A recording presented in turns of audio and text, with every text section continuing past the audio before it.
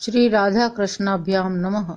भगवान श्री कृष्ण की कथा का आश्रय लेने वाले भक्तजनों में वेद व्यास जी और गुरुजनों की आज्ञा से श्रीमद् भागवत महापुराण के प्रथम स्कंद के 11वां अध्याय प्रारंभ करती हूँ।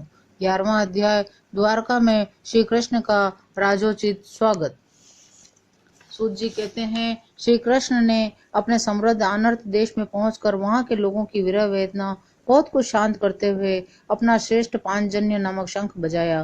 भगवान के होठों की लाली से लाल हुआ वह श्वेत वर्ण का शंख बजते समय उनके कर कमलों में ऐसा शोभायमान हुआ जैसे लाल रंग के कमलों पर बैठकर कोई राजहंस उच्च स्वर से मधुर गान कर रहा हो। भगवान के शंख की वह ध्वनि संसार के भय को भयभीत करने वाली है। उसे सुनकर सारी प्रजा अपने स्वामी श्री कृष्ण के दर्शन की लालसा से नगर के बाहर निकल आई। भगवान श्री कृष्ण आत्मा राम है, वे अपने आत्मलाभ से ही सदा सर्वदा पूर्ण काम है। फिर भी जैसे लोग बड़े आदर से भगवान सूर्य को भी दीपदान करते हैं, वैसे ही अनेक प्रकार की भेंटों से प्रजा ने श्री कृष्ण का स्वागत किया। सबके मुख कमल प्रेम से खिल उठे। वे हर्ष गदगद वाणी से सबके सूरज और संरक्षक भगवान श्री कृष्ण की ठीक वैसे ही स्तुति करने लगे जैसे बालक अपने पिता से तोतली बोली में बातें करते हैं।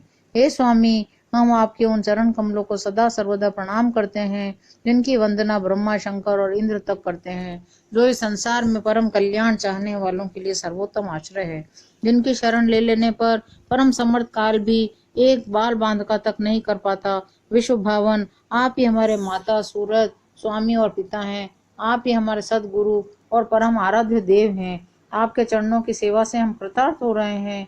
आप ही हमारा कल्याण करें। आहा, हम आपको पाकर सनाथ हो गए, क्योंकि आपके सर्व सौंदर्य सार अनुपम रूप का हम दर्शन करते रहते हैं। कितना सुंदर मुख है, प्रेम पूर्ण मुस्कान से स्निग्ध चितवन, यह दर्शन तो देवताओं के लिए भी दुर्लभ है। हे कमल नयन श्री कृष्ण, जब आप अपने बंधु बांधवों से मिलने के लिए हस्तिनापुर अथवा मथुरा चले जाते हैं, तब आपके बिना हमारा एक एक क्षण कोटि कोटि वर्षों के समान लंबा हो जाता है। आपके बिना हमारी दशा वैसी ही हो जाती है जैसे सूर्य के बिना आंखों की। भक्त वत्सल भगवान श्री कृष्ण प्रजा के मुख से ऐसे वचन सुनते हुए और अपनी कृपामय दृष्टि से उन पर अनुग्रह की वृष्टि करते हुए द्वारिका में प्रविष्ट हुए। जैसे नाग अपनी नगरी भोगवती पातालपुरी की रक्षा करते हैं, वैसे ही भगवान की वह द्वारकापुरी भी मधु बोध दशाई अरक कुकर अंधक वृष्णिवंशी यादवों से, जिनके पराक्रम की तुलना और किसी से भी नहीं की जा सकती, सुरक्षित थी। वह पुरी समस्त ऋतुओं के संपूर्ण वैभव से संपन्न एवं पवित्र वृक्षों एवं लताओं के कुंजों से युक्त थी। स्थान स्थान पर फलों से पूर्ण उद्यान, पुष्प वाटिकाएं, क्रीड़ावन थे। बीच बीच में कमल युक्त सरोवर नगर की शोभा बढ़ा रहे थे। नगर के फाटकों, महल के दरवाजों और सड़कों पर भगवान के स्वागतार्थ बंधनवारें लगाई गई थी। चित्र विचित्र ध्वजा पताकाएं फहरा रही थी। राजमार्ग, अन्य सड़कें, बाजार सभी सुगंधित जल से सींच दिए गए थे। भगवान के स्वागत के लिए बरसाए हुए फल फूल अक्षत अंकुर चारों ओर बिखरे हुए थे। घरों के प्रत्येक द्वार पर दही अक्षत फल ईख जल से भरे हुए कलश, उपहार की वस्तुएं और धूप दीप आदि सजा दिए गए थे। उदार शिरोमणि वसुदेव, अक्रूर उग्रसेन, अद्भुत पराक्रमी बलराम, प्रद्युम्न, चारुदेश, जामवंती नंदन साम, जब सबने सुना हमारे प्रीतम भगवान श्री कृष्ण आ रहे हैं, तो उनके मन में इतना आनंद उमड़ा कि सब लोग अपने आवश्यक कार्य छोड़कर दौड़कर उनके आगमन के लिए निकल पड़े।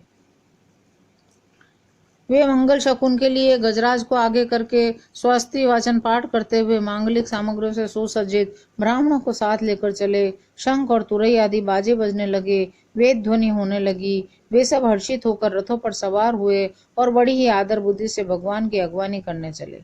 साथ ही श्री कृष्ण के दर्शन के लिए उत्सुक सैकड़ों श्रेष्ठ वारांगनाएं, जिनके मुख कपोलों पर चमचमाते हुए कुंडलों की कांति पड़ने से बड़े सुंदर दिखते थे, पालकियों पर चढ़कर भगवान की अगवानी के लिए चली।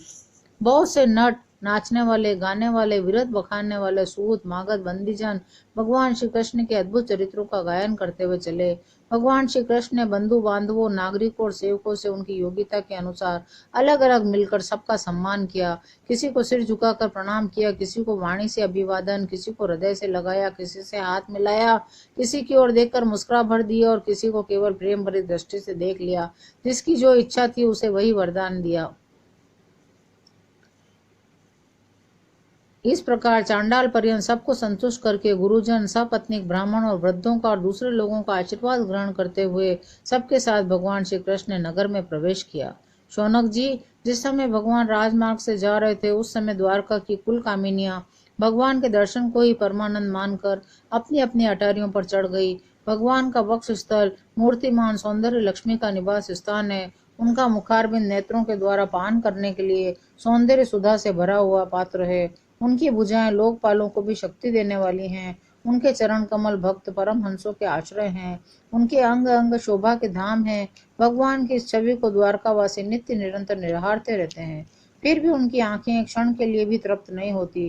द्वारका के राजपथ पर भगवान श्री कृष्ण के ऊपर श्वेत वर्ण का छत्र तना हुआ था। श्वेत चमक ढुलाए जा रहे थे। चारों ओर से पुष्पों की वर्षा हो रही थी। वे पीताम्बर और वनमाला धारण किए हुए थे। इस समय वे ऐसे शोभायमान हुए मानो श्याम मेघ एक ही साथ सूर्य, चंद्रमा, इंद्रधनुष और बिजली से शोभायमान हो। भगवान सबसे पहले अपने माता पिता के महल में गए। वहां उन्होंने बड़े आनंद से देवकी आदि सातों माताओं को चरणों पर सिर रखकर प्रणाम किया। माताओं ने उन्हें अपने हृदय से लगाकर गोद में बिठा लिया। स्नेह के कारण उनके स्तनों से दूध की धारा बहने लगी। उनका हृदय हर्ष से विहल हो गया। वे आनंद के आंसुओं से उनका अभिषेक करने लगी। माताओं से आज्ञा लेकर वे अपने समस्त भोग सामग्रियों से संपन्न सर्वश्रेष्ठ भवन में गए। उसमें 16,000 पत्नियों के अलग अलग महल थे।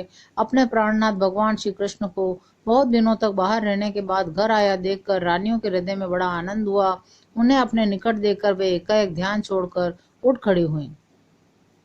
उस समय उनके मुख में लज्जा छा गई। भगवान के प्रति उनका भाव बड़ा ही गंभीर था। उन्होंने पहले मन ही मन, फिर नेत्रों के द्वारा, तत्पश्चात पुत्रों के बहाने शरीर से उनका आलिंगन किया। शौनक जी, उस समय उनके नेत्रों में जो प्रेम के आंसू छलक आए थे, उन्हें संकोचवश उन्होंने बहुत रोका, फिर भी वे ढलक ही आए। यद्यपि भगवान श्री कृष्ण एकांत में सर्वदा ही उनके पास रहते थे, तथापि उनके चरण कमल उन्हें पद पद पर नए जान पड़ते। भला स्वभाव से ही चंचल लक्ष्मी, जिन्हें एक क्षण के लिए भी कभी नहीं छोड़ती, उनकी सन्निधि से किस स्त्री को तृप्ति हो सकती है। जैसे वायु बांसों के संघर्ष से दावानल पैदा करके उन्हें जला देता है, वैसे ही पृथ्वी के भारभूत और शक्तिशाली राजाओं में परस्पर फूट डालकर बिना शस्त्र ग्रहण किए ही भगवान श्री कृष्ण ने उन्हें कई अक्षौणी सेना सहित एक दूसरे से मरवा डाला और उसके बाद आप भी उपराम हो गए।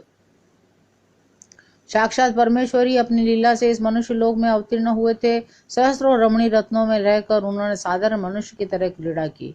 इनकी निर्मल और मधुर हंसी उनके हृदय के उन्मुक्त भावों को सूचित करने वाली थी।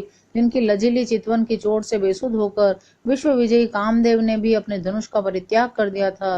वे कमनीय कामिनियां अपने काम विलासों से जिनके मन में तनिक भी शोभ नहीं पैदा कर सकी, उन असंग भगवान श्री कृष्ण को संसार के लोग अपने ही समान कर्म करते देखकर आसक्त मनुष्य समझते हैं। यह उनकी मूर्खता है। यही तो भगवान की भगवत्ता है। वे प्रकृति में स्थित होकर भी उसके गुणों से कभी लिप्त नहीं होते। जैसे भगवान के शरणागत बुद्धि अपने में रहने वाले प्राकृत गुणों से लिप्त नहीं होती। वे मूढ़ स्त्रियां भी श्री कृष्ण को अपना एकांत सेवी स्त्री परायण भक्त ही समझ बैठी थी, क्योंकि वे अपने स्वामी के ऐश्वर्य को नहीं जानती थी। ठीक वैसे ही जैसे अहंकार की वृत्तियां ईश्वर को अपने से धर्म से युक्त मानती है। इस प्रकार 11वां अध्याय समाप्त होता है। अशेष अगले अंक में। जय श्री कृष्ण।